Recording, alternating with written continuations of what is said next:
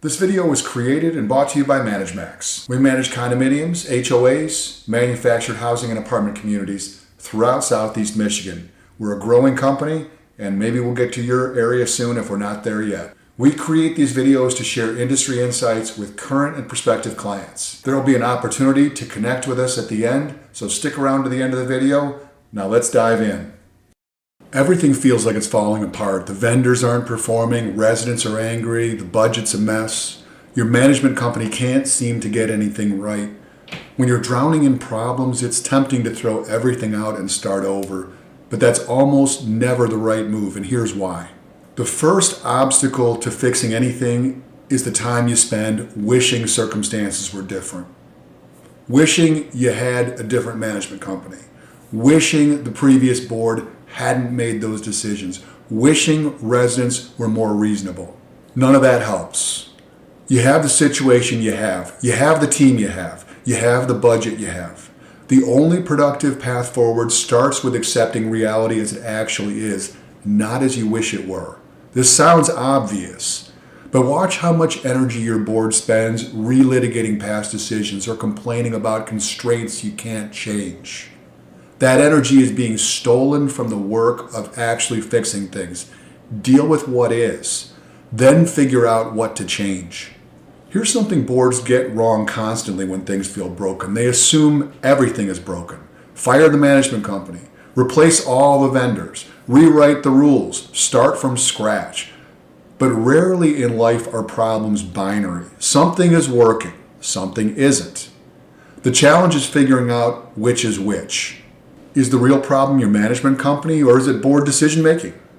Is it meeting structure, documentation, vendor relationships, resident communication, budget planning and prioritization? Each of these is a distinct system. Each can fail independently, and throwing everything out because one system is broken means you lose what was working and have to rebuild from zero.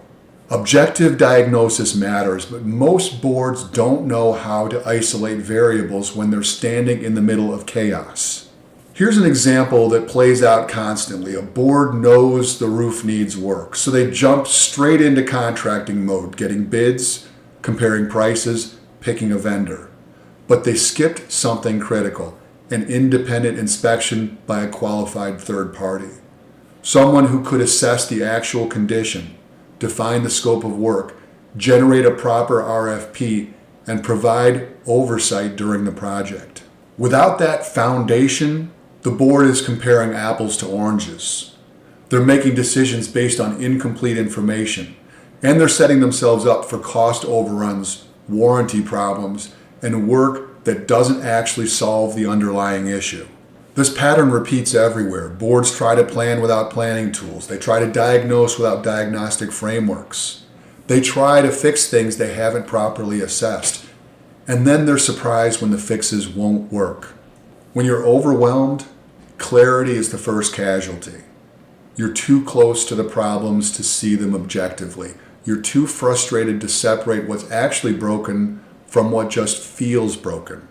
The boards that find their way out of chaos don't do it by replacing everything. They do it by getting an outside perspective that can see what they can't and help them fix the right things in the right order.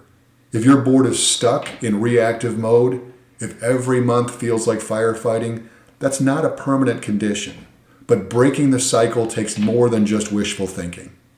If you found this perspective valuable, we invite you to connect with us. Facebook viewers like our page and follow us for regular updates. Feel free to message us directly with your questions or community challenges. Instagram viewers, hit follow and feel free to DM us with your questions or community challenges. YouTube viewers, subscribe to our channel and check out the video description for helpful links. Visit our website to discover our thought leadership content, books, and resources that can transform your community management approach. Whether you're dealing with the challenges we discussed today or other community issues, we're here to help. Thanks for watching, and we'll see you in the next video.